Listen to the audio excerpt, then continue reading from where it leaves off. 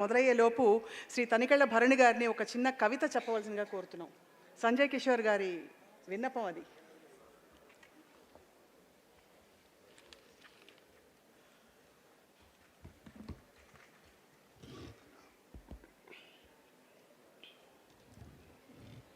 సభాయ నమః.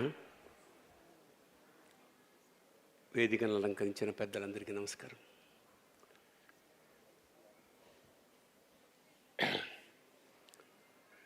మన భరత జాతికి గాయత్రి మంత్రం ఎంత గొప్పదో మన తెలుగువారికి సావిత్రి మంత్రం అంతే గొప్పది.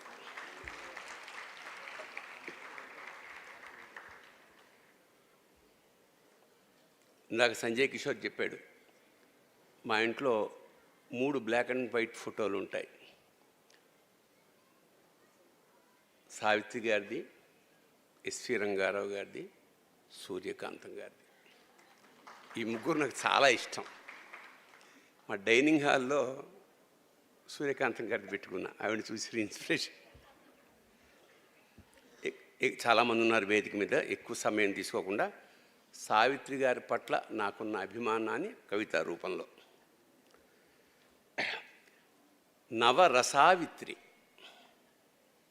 త్రికాలాలకి అతీతమైన త్రివిక్రమ స్వరూపం, నటరాజుకి స్త్రీ రూపం సావిత్రి. సావిత్రి కొంగు నిర్మాతలకు బంగారం, హీరోలకి శృంగారం. ఆవిడ కన్యాశుల్కంలో నవ్వితే మధురవాణి డంగైపోయింది. మాయాబజార్లో ఘటోద్గచుణ్ణి అనుకరిస్తే రంగారావే కంగారు పడ్డాడు. ఆమె నాయిక అయితే ప్రేక్షకుడే నాయకుడు, ఆమె చెల్లి అయితే ప్రేక్షకుడే అన్న, ఆమె పార్వతి అయితే ప్రేక్షకులంతా దేవదాసులే. కోమాలో ఆమెను చూస్తే పాడుబడ్డ బావిలోలే తేలే చందమామలాగా, పతనగైన విజయనగర సామ్రాజ్య వైభవంలాగా, శిథిలమైన 1000 స్తంభాల గుడిలాగా ఉండేది.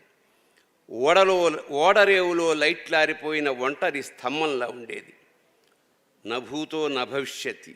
ఒక్క సావిత్రికే ఈ వాక్యం వాడచ్చు. స్వస్తి. 4 ముక్కల్లో ఇంకా చెప్పలేనంత చెప్పేశారు.